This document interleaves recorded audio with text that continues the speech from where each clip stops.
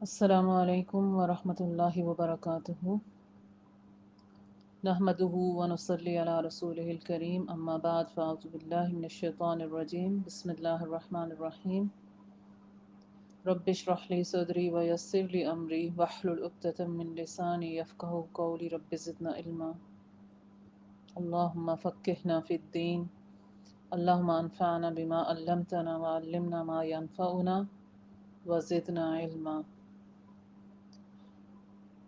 ہم سمجھ رہے ہیں سورہ الفاتحہ کو، ورڈ ٹو ورڈ بھی اور مختصر سی تفسیر بھی۔ سورہ الفاتحہ نزول کے اعتبار سے اس کا 5واں نمبر ہے، اور قرآن کی ترتیب کے اعتبار سے یہ پہلے نمبر پر ہے۔ تو جو ترتیب نزول ہے اس سے پتہ چلتا ہے کہ اسلام کے بالکل ابتدائی دور میں نازل ہوئی تھی، اور یہی پہلی صورت ہے جو پوری کی پوری ایک ہی بار نازل ہوئی تھی۔ پچھلی کلاس میں ہم نے ایک حدیث پڑھی تھی اس کی فضیلت میں، سورہ فاتحہ کی فضیلت میں۔ آج ایک اور حدیث پڑھ کے انشاءاللہ پھر اپنے سبق کی طرف چلتے ہیں۔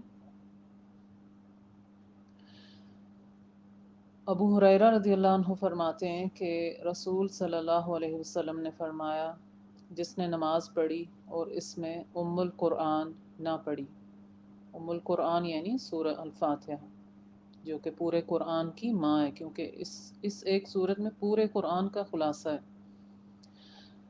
تو رسول صلی اللہ علیہ وسلم نے فرمایا، جس نے نماز پڑھی اور اس میں ام القرآن نہ پڑھی، اس کی نماز ناقص ناقص ناقص اور ناتمام ہے، کیونکہ سورہ فاتحہ پڑھنا رکن ہے، جیسے نماز کے ارکان، واجبات اور سنن ہے نا۔ تو اگر رکن ہم نہیں پڑھتے نماز میں جان بوجھ کے یا یعنی آمدن جان بوجھ کے اگر نہیں رکن ادا کرتے، یا سہون یعنی بھول کے، تو وہ نماز باطل ہو جاتی ہے۔ اس لیے ہمیں نماز کے ارکان، واجبات اور سنن کا پتہ ہونا چاہیے، تاکہ ہماری نماز ناقص نہ ہو، باطل نہ ہو۔ تو ابو ہریرہ رضی اللہ عنہ سے پوچھا گیا، ابو ہریرہ، کبھی میں امام کے پیچھے ہوتا ہوں تو ان کی مراد یہ تھی کہ کیا میں پھر بھی پڑھوں؟ تو وہ کہنے لگے، یعنی اللہ کے رسول صلی اللہ علیہ وسلم نے فرمایا کہ فارسی کے بیٹے، دل میں چپکے چپکے پڑھ لو۔ تو دل میں چپکے چپکے پڑھنے کا یہ مطلب نہیں کہ بالکل ہونٹ نہ ہلائے جائیں، یعنی جب آپ امام کے پیچھے نماز پڑھ رہے ہوں تو آہستگی سے، یعنی آواز دل میں یہ پڑھنے کا یہ مطلب ہے۔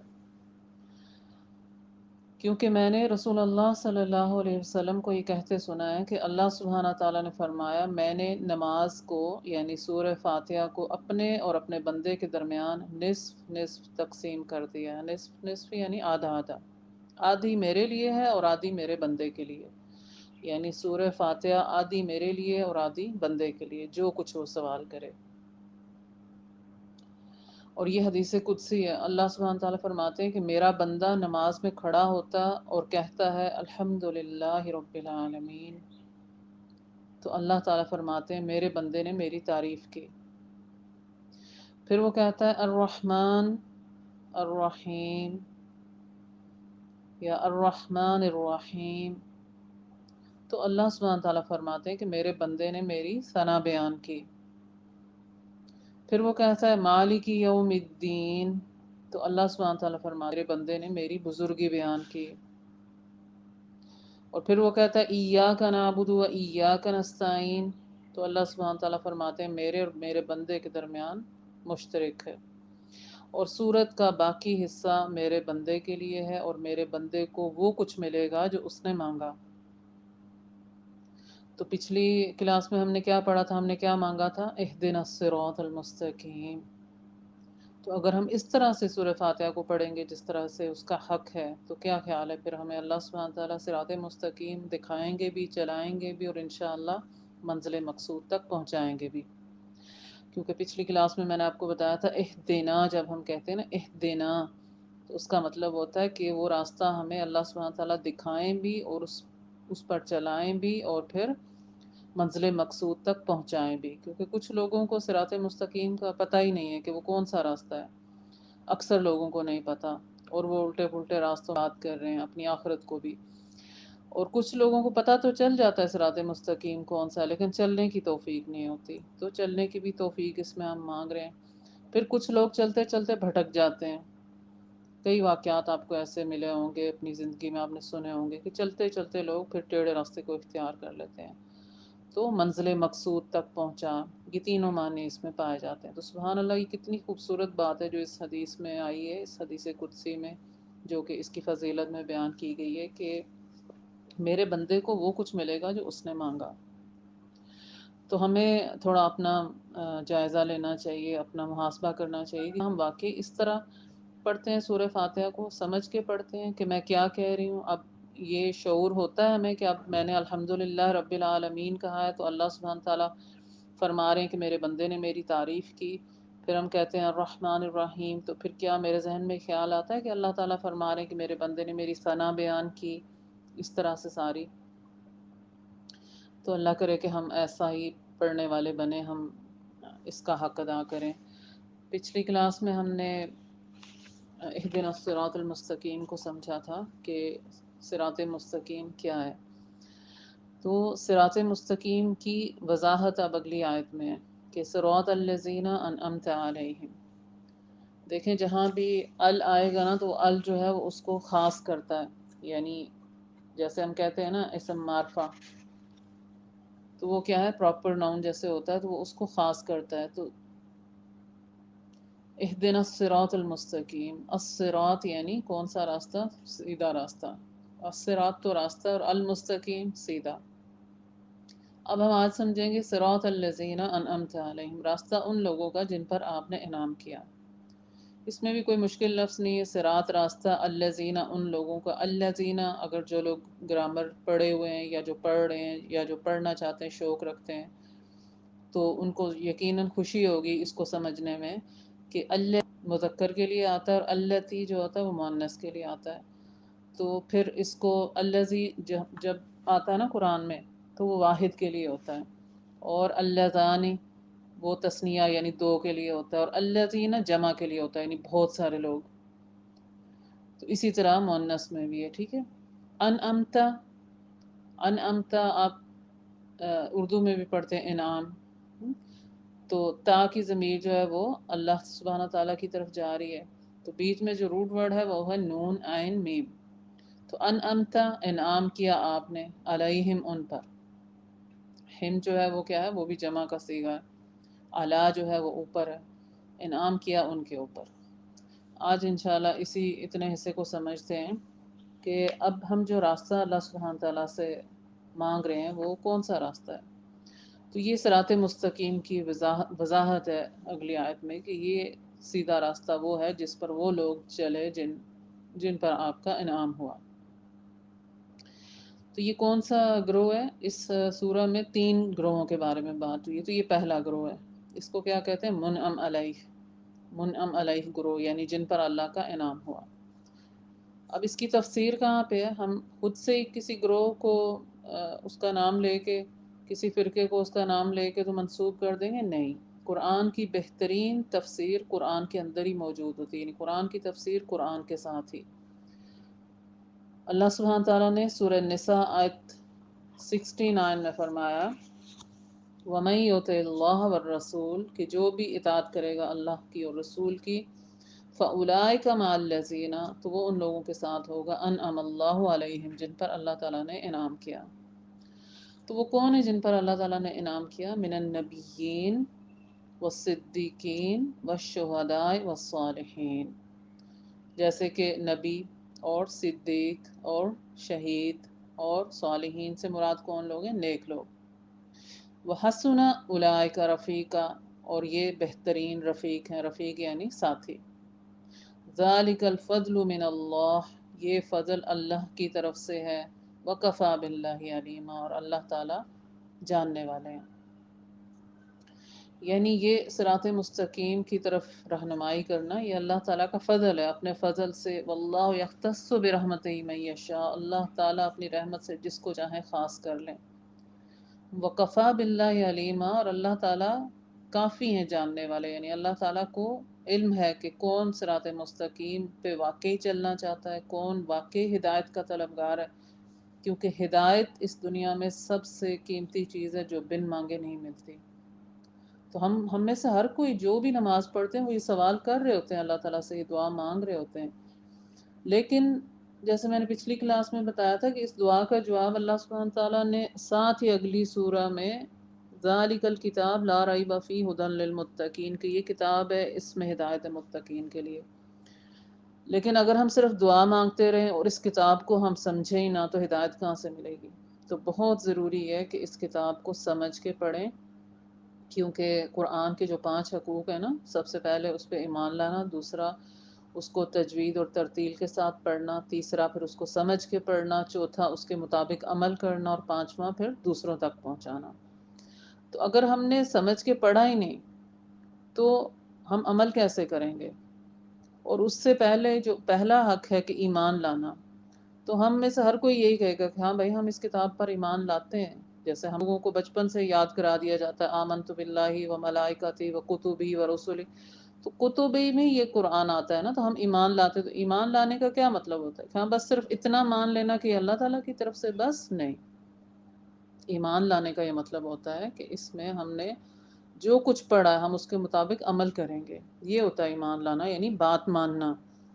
لیکن اگر ہم اس کے مطابق کوئی کام ہی نہیں کرتے، اس کو اپنی زندگی میں اپلائی نہیں کرتے، تو یہ کیسا ایمان ہے؟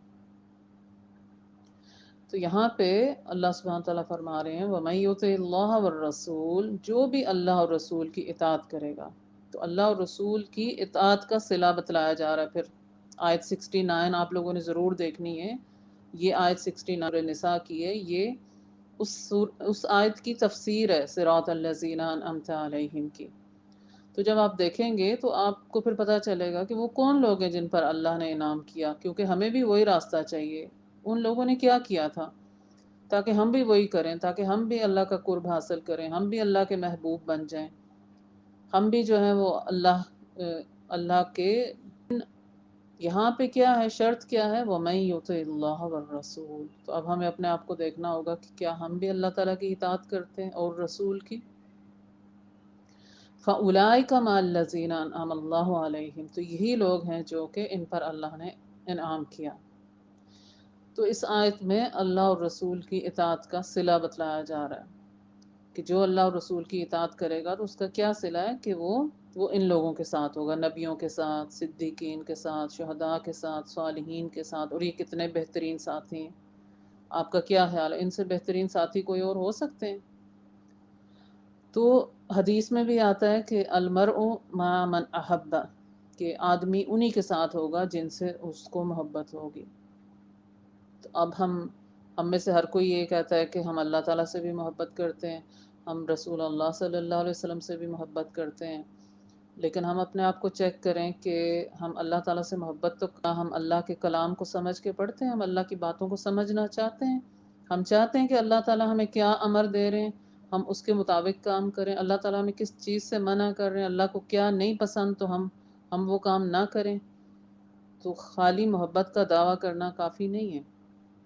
اللہ کی اطاعت یہ ہے کہ اللہ تعالیٰ نے جو بھی اوامر بتلائے ہیں ان کو بجا لانا خوشی کے ساتھ، تعظیم کے ساتھ، محبت کے ساتھ، اور جن کاموں سے منع کیا ہے، نواہی سے بچنا، اللہ تعالیٰ کے عذاب سے ڈرتے ہوئے۔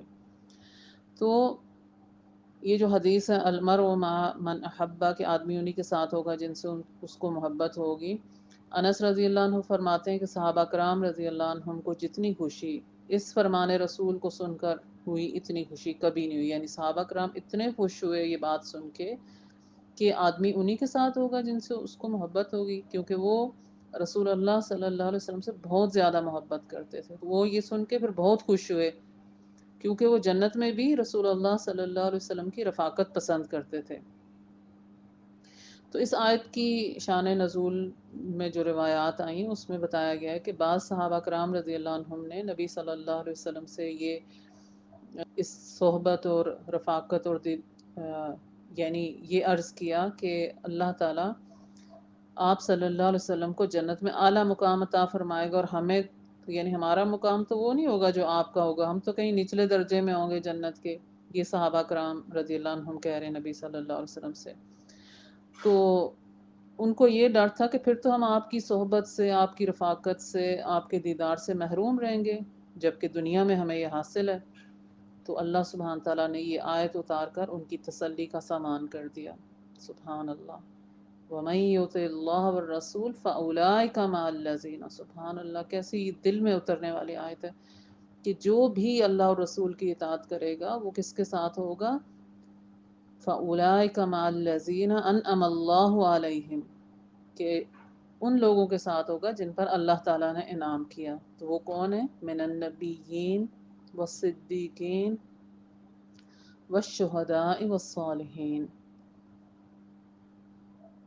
تو بعض صحابہ کرام نے بطور خاص نبی صلی اللہ علیہ وسلم سے جنت میں رفاقت کی درخواست کی کہ ہمیں وہاں بھی آپ کا رفیق بننا ہے، آپ کا دوست بننا ہے، آپ کے ساتھ رہنا ہے.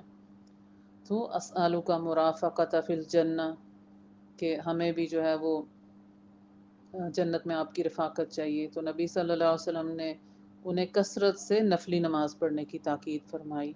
آپ نے فرمایا فَإِنِّي عَلَىٰ نَفْسِكَ بِكَثْرَةِ السُّجُودِ، بس تم کثرت سجود کے ساتھ میری مدد کرو. ایک اور حدیث جو کہ یہاں پہ کوٹ کی ہوئی ہے انہوں نے، اس کو البانی نے ضعیف کہا، اس لیے میں یہ کوٹ نہیں کر رہی. بہرحال آپ اس کو سمجھیں، یہ جو من النبیین والصدیقین والشہداء والصالحین، لیکن شرط کیا ہے؟ اگر ہم ان لوگوں کا ساتھ چاہتے ہیں، ان کے راستے پر چلنا چاہتے ہیں تو کیا کریں؟ کیونکہ انہوں نے بھی اطاعت کی تھی نا، اللہ تعالیٰ کی اطاعت کی تھی، نبیوں نے بھی اللہ تعالیٰ کی اطاعت کی تھی. اور پھر اس کے بعد جو صدیقین ہیں، جیسے ابو بکر صدیق ہیں، ان کی بیٹی عائشہ صدیقہ ہیں. تو اسی طرح جو بھی سچا انسان ہوگا، اللہ کے ساتھ سچا، رسول کے ساتھ سچا، اپنے آپ کے ساتھ سچا، لوگوں کے ساتھ سچا، ہر معاملے میں سچا. اسی طرح والشہداء، شہید کی جو کیٹیگریز ہیں وہ کیا ہے؟ ایک تو میدان جنگ میں جا کے لڑنا، شہید ہونا، اور اس کے علاوہ بھی کون لوگ ہیں جو شہید کے زمرے میں آتے ہیں. اسی طرح والصالحین، صالحین کون لوگ ہیں؟ کیا ہم نہیں بن سکتے صالحین؟ ہم بن سکتے ہیں. صالح وہ ہے جو اللہ کے حقوق اور بندوں کے حقوق کامل طور پر کرے. تو ہم سب بن سکتے ہیں صالحین بن سکتے ہیں، صدیقین بن سکتے ہیں، شہادت کی اپنے لیے دعا کر سکتے ہیں. تو ضروری نہیں کہ ہم نے میدان جنگ میں ہی جا کے شہادت کا رتبہ ملے گا. بستر پہ بھی موت آئے تو شہید کی موت ہو سکتی ہے، بشرطے کہ ہم اپنی نیت جو ہے وہ اس کو خالص کریں اور اللہ تعالیٰ سے دعا کرتے رہیں. تو یہ اس آیت کی تفسیر ہے، اہدنا الصراط المستقیم. جو ہم نے دعا مانگی تھی تو پھر ہم نے اس راستے کی وضاحت بھی کی، صراط الذین انعمت علیہم، کہ یا رب ہمیں وہ راستہ دکھائیں جن کے اوپر آپ نے انعام کیا. تو وہ کون ہے؟ اب آپ کو یہ یاد ہونی چاہیے بات کہ سورہ نساء آیت نمبر 69 میں اس آیت کی تفسیر ہے وَمَن يُطِعِ اللَّهَ وَالرَّسُولَ. تو اب مجھے اپنے آپ کو چیک کرنا ہے، ہر کسی کو اپنے آپ کو چیک کرنا ہے کہ میں کتنی اطاعت کرتی ہوں اللہ سبحانہ تعالیٰ کی، اور کتنی اطاعت کرتی ہوں رسول صلی اللہ علیہ وسلم. قرآن کو سمجھ کے پڑھنا، کیونکہ جب تک ہمیں اللہ کی بات سمجھ میں نہیں آئے گی تو اطاعت کیسے ہوگی؟ تو انشاءاللہ آہستہ آہستہ جو لوگ نیو جنہوں نے جوائن کیے اور پہلے کہیں نہیں سمجھ کے پڑھا، بہت سے لوگ ایسے ہیں جو پہلے پڑھ بھی چکے ہیں. تو قرآن تو ایک ایسی اللہ سبحانہ تعالیٰ کی نعمت ہے کہ اس کو جتنا پڑھیں کم ہے. جب بھی آپ پڑھیں گے تو کچھ نیا سیکھیں گے، جب بھی پڑھیں گے تو کچھ نیا سیکھیں گے، کیونکہ یہ معجزہ ہے قرآن. اور انشاءاللہ اسی سے ہماری جو روح ہے نا اس کو سکون ملے گا، اسی سے اطمینان ملے گا. دنیا میں اور کوئی چیز نہیں ہے جس سے ہماری روح کو اطمینان اور سکون ملے. تو انشاءاللہ آیت کا باقی حصہ اگلی کلاس میں سمجھیں گے. سبحانک اللہم و بحمدک، نشہد ان لا الہ الا انت، نستغفرک و نتوب الیک.